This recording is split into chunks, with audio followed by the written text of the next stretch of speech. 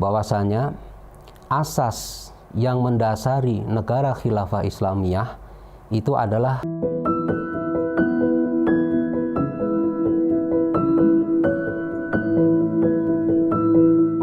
Assalamualaikum warahmatullahi wabarakatuh. Bismillahirrahmanirrahim. Alhamdulillahirabbil alamin wassalatu wassalamu ala asyrofil anbiya'i wal mursalin sayyidina wa maulana Muhammadin sayyidil awwalin wal akhirin wa ala alihi al-akramin wa radhiyallahu ta'ala an ashabihi wa anitabi'in amma ba'd. Ikhwani fillah, sahabat Khilafah Channel yang dirahmati Allah. Pada kesempatan kali ini kita akan mengkaji bersama-sama satu kitab yang dikeluarkan oleh Hizbut Tahrir, yakni kitab Muqaddimah Dustur. Di dalam kitab ini kita akan mendapatkan penjelasan terkait dengan undang-undang dasar yang akan diadopsi oleh negara khilafah. Baik, ikhwani fillah yang dirahmati Allah Subhanahu wa taala, pada pasal yang pertama disebutkan di dalam kitab ini, Al-aqidatul islamiyatu hiya asasud daulati bihaitsu la yata'atta wujudu syai'in fi qiyaniha au jihaziha au muhasabatiha au kulli ma yata'allaqu biha illa bi ja'lil aqidatil islamiyati asasan lahu wa ya fi nafsil waqti asasud dusturi wal qawanini syar'iyyah bihaitsu la yusmahu bi wujudi syai'in mimma lahu alaqatun bi aimin hima illa idza kana munbasakon anil aqidatil islamiyah. Pada pasal yang pertama dijelaskan di dalam kitab ini, akidah Islamiyah adalah dasar negara, di mana tidak ada satupun di dalam institusinya, strukturnya, muhasabahnya atau semua yang berkaitan dengan negara, kecuali akidah Islamiyah dijadikan sebagai asas baginya. Akidah Islamiyah pada saat yang sama merupakan asas konstitusi dan perundang-perundangan syar'i, yang mana tidak akan ditolerir keberadaan apapun yang berkaitan dengan konstitusi dan perundang-undangan kecuali harus terpancar dari akidah Islamiyah. Di dalam pasal ini kita mendapatkan satu penjelasan bahwasanya asas yang mendasari negara khilafah Islamiyah itu adalah akidah Islamiyah. Akidah Islamiyah menjadi asas bagi negara dan asas bagi seluruh konstitusi dan perundang-undangan. Dalil yang mendasari pasal ini adalah praktek kenegaraan yang dilakukan oleh baginda Nabi Muhammad SAW dan juga para sahabat yang mulia. Kita ketahui bersama, ikhwani fillah yang dirahmati Allah, pada saat baginda Nabi Muhammad SAW menegakkan negara Islam di kota Madinah Al-Munawwarah, beliau membangun daulah Islamiyah yang ada di Madinah Al-Munawwarah tegak di atas akidah Islamiyah sejak pertama kali negara Islam didirikan oleh baginda Nabi Muhammad sallallahu alaihi wasallam. Kemudian yang kedua adalah beliau sallallahu alaihi wasallam menjadikan syahadat la ilaha illallah Muhammadur Rasulullah sebagai asas kehidupan bagi kaum muslimin dan juga asas interaksi di antara umat manusia, asas untuk melenyapkan kezaliman dan menyelesaikan perselisihan. Dengan kata lain, ikhwani fillah yang dirahmati Allah Subhanahu wa taala, akidah Islamiyah dijadikan sebagai asas bagi seluruh aspek kehidupan serta asas bagi kekuasaan dan pemerintahan. Tidak berhenti di situ saja, Allah Subhanahu wa taala dan Rasul-Nya telah mensyariatkan jihad dan memfardukan jihad atas kaum muslimin untuk menyebarkan akidah Islamiyah ke seluruh penjuru dunia, ke seluruh umat manusia. Di dalam hadis yang diriwayatkan oleh Imam Bukhari dan Muslim, baginda Nabi Muhammad sallallahu alaihi wasallam bersabda, "Umirtu an uqatilan nas hatta yashhadu alla ilaha illallah wa anna Muhammadar Rasulullah wa yuqimus shalah wa yu'tuz zakah. Fa idza fa'alu dzalika asamu minni dima'ahum wa amwalahum illa bihaqqil Islam wa hisabuhum 'ala Allah au kama qala." Baginda Nabi menyatakan Aku diperintahkan untuk memerangi manusia hingga mereka bersaksi tidak ada sesembahan yang berhak disembah kecuali Allah Subhanahu wa taala dan Muhammad utusan Allah, dan hingga mereka menegakkan sholat dan menunaikan zakat. Jika mereka melakukan hal itu, mereka terpelihara dariku darah dan harta mereka, kecuali atas hak Islam, dan hisab mereka di sisi Allah Subhanahu wa taala.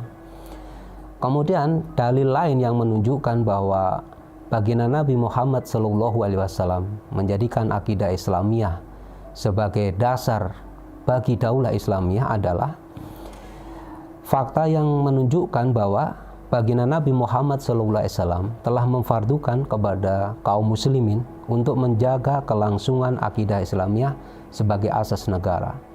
Beliau SAW memerintahkan kaum muslim untuk mengangkat senjata dan memerangi penguasa yang telah terjatuh kepada kekufuran yang nyata, yakni penguasa yang tidak menjadikan akidah Islamiyah sebagai asas negara. Di dalam hadis yang diriwayatkan oleh Imam Muslim, baginda Nabi Muhammad sallallahu alaihi wasallam bersabda, "Satakunu umara'u fata'rifuna wa tunkirun, faman arafa bari'a wa man angkara salima, walakin man radiya wa taba'a." Qalu afala nuqatiluhum qala la masallau. Akan datang para penguasa, lalu kalian akan mengetahui kemakrufan dan kemungkarannya. Maka siapa saja yang membencinya akan terbebas dari dosa, dan siapa saja yang mengingkarinya, dia akan selamat. Tapi siapa saja yang rela dan mengikutinya, maka dia akan celaka.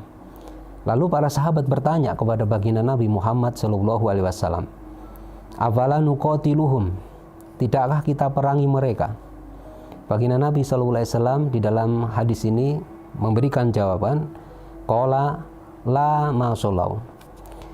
Tidak selama mereka masih menegakkan sholat. Di dalam hadis ini, ikhwani fillah yang dirahmati Allah Subhanahu wa taala, baginda Nabi SAW memerintahkan kepada umat Islam untuk memerangi penguasa-penguasa yang telah terjatuh kepada kekufuran yang nyata, penguasa-penguasa yang sudah tidak menegakkan sholat.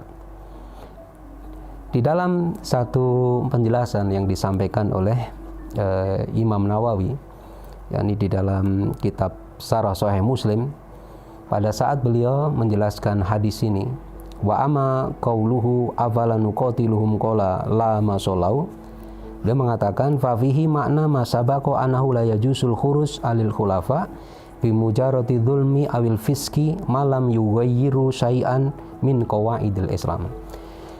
Imam Nawawi mengatakan, adapun sabda beliau sallallahu alaihi wasallam, tidakkah kita perangi mereka? Dan Nabi sallallahu alaihi wasallam memberikan jawaban, jangan selama mereka masih sholat. Beliau menjelaskan, di dalam hadis ini terdapat makna sebagaimana telah dijelaskan sebelumnya, yakni tidak boleh memisahkan diri dari para khalifah hanya karena khalifah melakukan kezaliman atau kefasikan, selama mereka tidak mengubah sesuatu apapun yang merupakan bagian dari pilar-pilar atau sendi-sendi agama Islam. Itu artinya ikhwani fillah yang dirahmati Allah SWT, apabila penguasa sudah mengubah pilar-pilar atau sendi-sendi agama Islam, atau tidak menjadikan akidah Islamiyah sebagai dasar, sebagai konstitusi bagi negara, maka penguasa itu harus dimakzulkan, penguasa itu harus diganti. Ini menunjukkan kepada kita semua bahwasanya baginda Nabi SAW memerintahkan kepada kita semua agar negara Islam, khilafah Islamnya itu benar-benar tegak di atas akidah Islamiyah.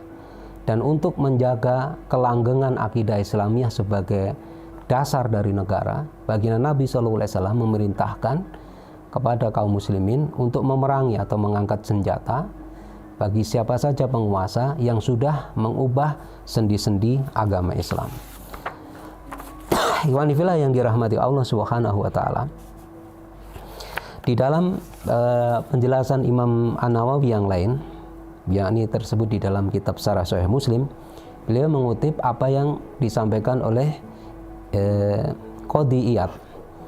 Qala al-Qadiyat ajma'al ulama'u ala annal imamah la tan'aqid li kafir. Qadiyat menyatakan para ulama telah sepakat bahwa imamah atau kepemimpinan tidak sah diberikan kepada orang kafir. Mereka juga sepakat wa ala annahu law tara ali kufrun unuzila. Mereka juga sepakat seandainya seorang penguasa terjatuh ke dalam kekufuran, maka ia wajib untuk dimakzulkan. Wa qala wa kadza law taraka iqamatas sholawati wa du'a ilaiha.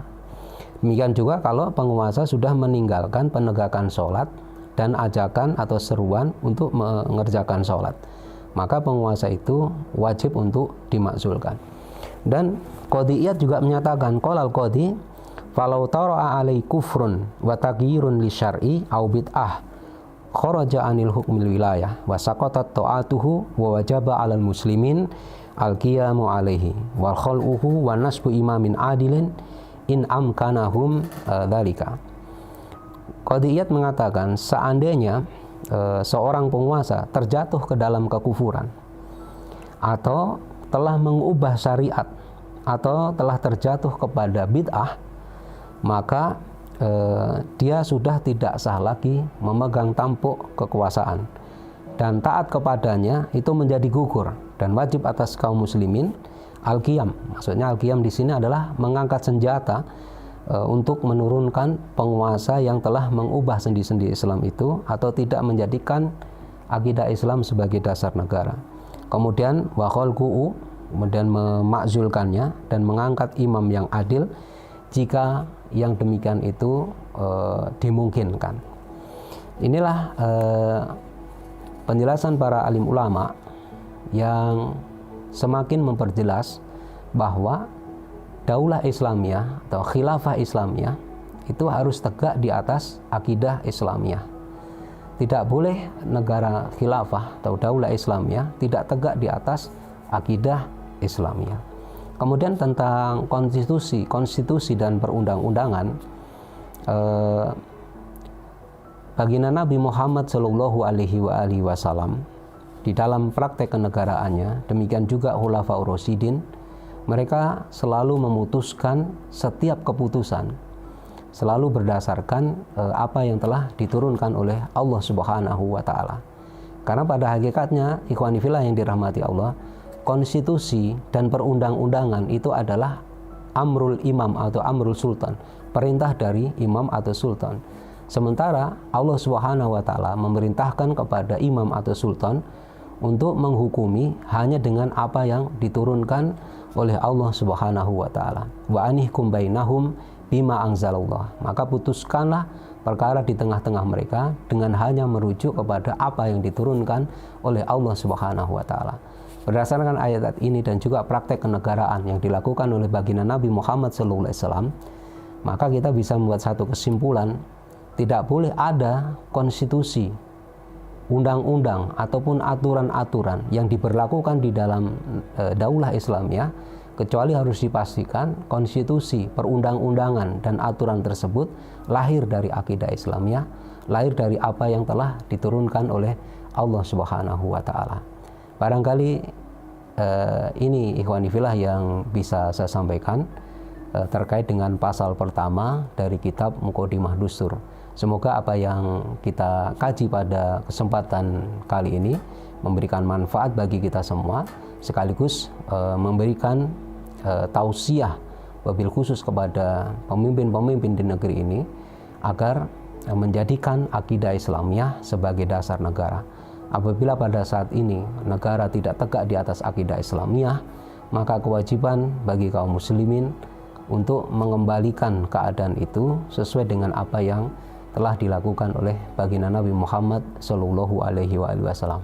Bukankah Nabi Muhammad Shallallahu Alaihi Wasallam adalah panutan kita, teladan kita?